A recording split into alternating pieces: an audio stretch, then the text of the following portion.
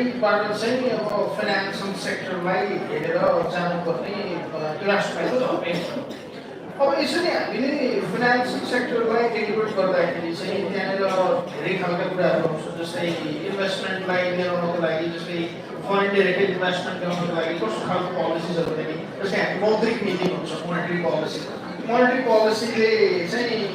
कस्तो खालको सेक्टरलाई चाहिँ प्रायोरिटाइज गरेर चाहिँ हेर्ने भन्ने खालको कुराहरू हुन्छ यस्ता किसिमका पोलिसिजहरूलाई ड्राइभ गर्दाखेरि जुन फन्डामेन्टल चेन्ज हुन्छ अथवा फन्डामेन्टल प्रिन्सिपल्स हुन्छ हामीले यस्ता पोलिसिजहरू कसरी ल्याउनु सक्यौँ अनि धेरै सफ्टवेयरमा लाग्नु भएकै वर्डप्रेसहरू वर्डप्रेसको बारेमा लाग्नु भएका स्टार्टअप्सहरू के हुन्छ भने ब्याङ्कहरूले चाहिँ कस्तो किसिमको चाहिँ हामीलाई ग्रान्ट दिन सक्छ सब्सिडिज दिन सक्छ लोन दिन सक्छ ताकि हामीले त्यसमा चाहिँ टेकेर चाहिँ हामीले चाहिँ हाम्रो यो एन्टरप्रेन्योरशिप जर्नीलाई चाहिँ अगाडि बढाउन सकियोस् भन्ने कुरा अनि अर्को प्रश्न फेरि के रहन्छ भन्दाखेरि अब हाम्रो अहिलेको जुन रेगुलेटरी रेजिमबाट हेर्दाखेरि चाहिँ हामीले चाहिँ भनौँ केही धितो राखेर मात्रै चाहिँ हामीले चाहिँ लोन लिने प्रावधान छ जबकि भनौँ हामीले डेभलप कन्ट्रिजहरूको प्र्याक्टिसलाई हेऱ्यौँ भने त्यहाँ ब्याङ्कले चाहिँ एउटा चाहिँ भनौँ एस्योर हुने आधारहरूलाई लिएर चाहिँ अहिले त कस्तो पनि भइसकेको छ भन्दाखेरि डिजिटल एसेट्सलाई हेरेर चाहिँ डिजिटल एसेट्सको भ्यालुएसन गरेर त्यसको आधारमा कुनै लोन दिने खालको चाहिँ प्र्याक्टिस भइरहेको छ भनेको यो सबै प्र्याक्टिसलाई हेरेर गर्दाखेरि चाहिँ राष्ट्र ब्याङ्कको एङ्गल कस्तो हो र राष्ट्र ब्याङ्कले चाहिँ यसलाई यो भनौँ एउटा विन्डोले चाहिँ कन्फाइन तपाईँले ऐन नीति नियमले गर्दाखेरि तपाईँले आएको पनि हुनुपर्छ भनेपछि हाउ वी गो अपार अफ द्याट भन्ने खालको प्रश्नलाई चाहिँ एड्रेस गर्न Thank you, moderator. So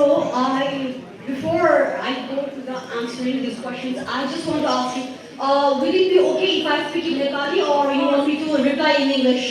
And before that, are you hearing me? Am I with you all? Sure? So I mean, the people at the back. So do you want me to stand up and answer these queries or it is okay that I sit down and answer it? Because I think it is better I stand up so that I could, right? With all the audience, right?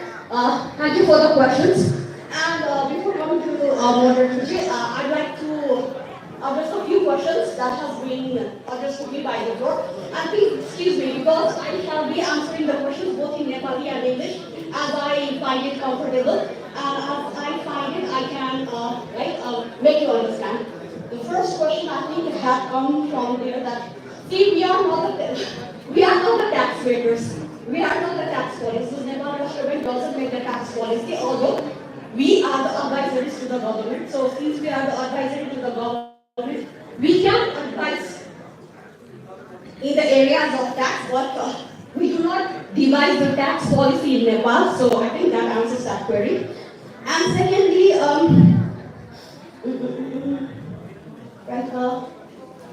so what has Nepal Rashtra Bank been doing to foster startup and things like that? I will come to that question at the later part because whatever our moderator has asked me, I think a large part of that question will be answered in that part later on. So I'll come to you later on in that one. And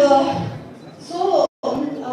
भाइले सोध्नु भएको चाहिँ कुनै पनि ब्याङ्कमा जाँदाखेरि यो क्वेसन्सहरू सोद्धाखेरि मैले आन्सर पाउँदिनँ भन्ने कुरा चाहिँ I just want to ask you a counter question. कस्तो खालको आन्सर पाउनु हुँदैन तपाईले ब्याङ्कमा जाँदाखेरि के खालको चाहिँ तपाईहरुले प्रोडक्ट सर्भिसेस दिइराख्नु भएको छ भन्ने त्यस्तो खालको क्वेसन्सको आन्सर पाउनु हुँदैन कि तपाईहरुको आईटी सर्भिस कस्तो खालको छ तपाईहरुको आईटी इन्फ्रास्ट्रक्चर कस्तो खालको छ भन्ने क्वेसनको चाहिँ आन्सर पाउनु भएको एउटा सामान्य एक्जाम्पलको लागि इकम कार्डहरु अहिले सबै बैंकले प्रोवाइड गरेको छ बट बुटोलको केसमा म बुटोलबाट